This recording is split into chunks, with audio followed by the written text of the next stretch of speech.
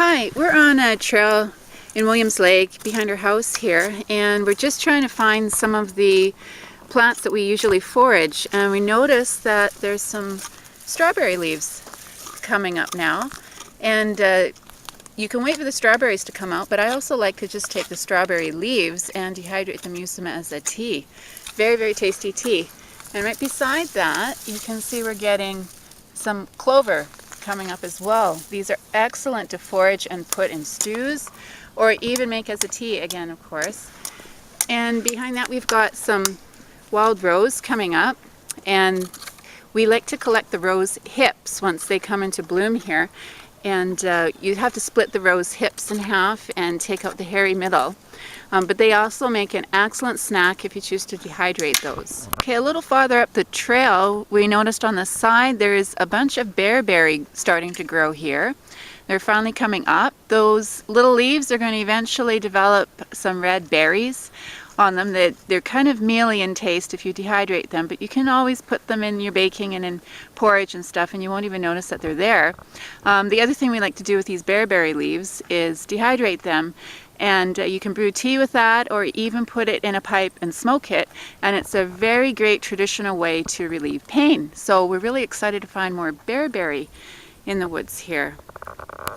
Another wonderful foraging food is dandelion, and they're already blooming great here. You got beautiful dandelion flowers, and also you can collect the leaves and even dig out and get the root. If you dehydrate that root, you can actually pound it down into a flour and put that in your baking. The leaves of the dandelion taste better if you forage them when they're really young. Once they get really big and they're older, they're going to have a bit of a bitter taste, but you won't taste that bitterness if you decide to dehydrate them again and put them in baking and such. The spices that you're going to use are going to cover up, but you're still going to get all that nutrition. They also, especially the younger leaves and the flowers, make excellent foraging food for your fresh salads this summer. We've just come across another foraging plant that really grows bountifully in the area. You probably have this one in your backyard as well. It's the plantain leaves. And I always forage for the plantain leaves, put them in fresh salads. I dehydrate them and we make tea out of them.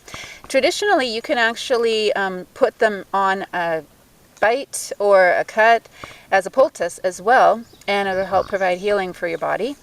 The other thing that I like to do is to collect the seeds once they sprout, and I dehydrate those as well, and again I use those in baking and in making breads and such. But this is a really versatile plant that is really easy to find, and like I said, I'm sure you have this plant right in your own backyard.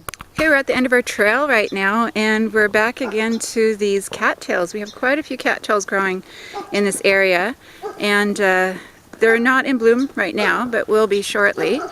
The fluff that you see on top is great for using as a fire starter, and traditionally it was also used to stuff pillows with and make things cozier and warmer. The other thing is that when the cattail does come up, one thing I like to harvest is the roots. It's kind of mucky, you need to wear a good pair of boots to get in there, but digging those roots out is great. Sometimes I freeze them, I use them, slice them up and use them in fresh salads like a cucumber. You can also just steam them like you would an asparagus. So they're actually a very, very great staple, especially if you are out in the woods, you're lacking food. These have a lot of nutrients in them, so they're an awesome forage food. Well, we're at the end of our trip today, so thanks for joining Bane Backyard Adventures. We'll see you next time.